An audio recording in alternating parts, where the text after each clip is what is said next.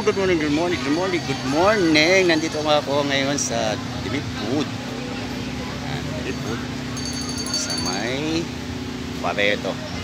At kasi kaya maraming tao ngayon dito sa beach area. Maraming tao ngayon. Pati lahat ng beach area puno ngayon.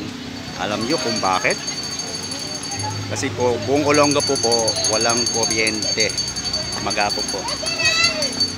Gabong po. Kaya lahat ng mga tao naghahanap silang malamig na lugar. Kaya ito ang the best na pupuntahan, beach area.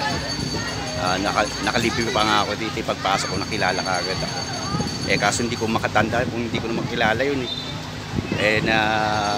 nag-recall ko lang, kilala ko pala. Libre ako.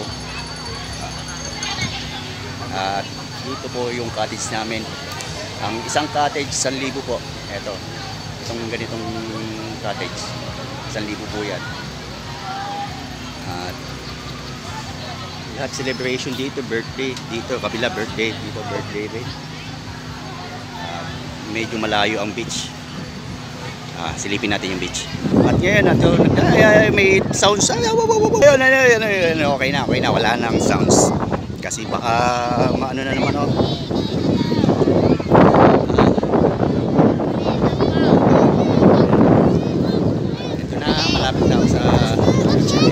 napansin nyo ang layo dati ang tubig, doon lang ang tubig. Ngayon nandito na yung mahaba na yung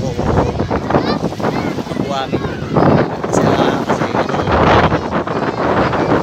buwangin ito na pinatubo kaya napapampangkay yung buwangin kaya medyo malayo na yung cottage. Makikita nyo maraming tao.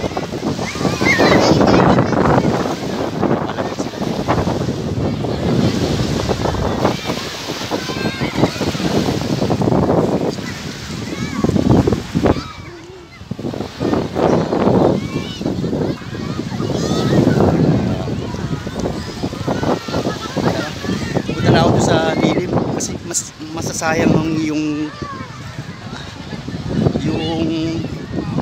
sabong ko na binibili kasi mangingitim ako.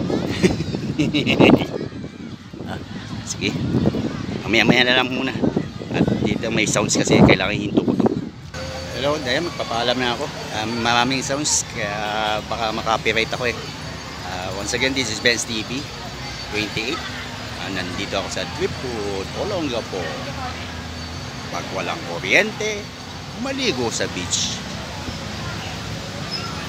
Bye-bye!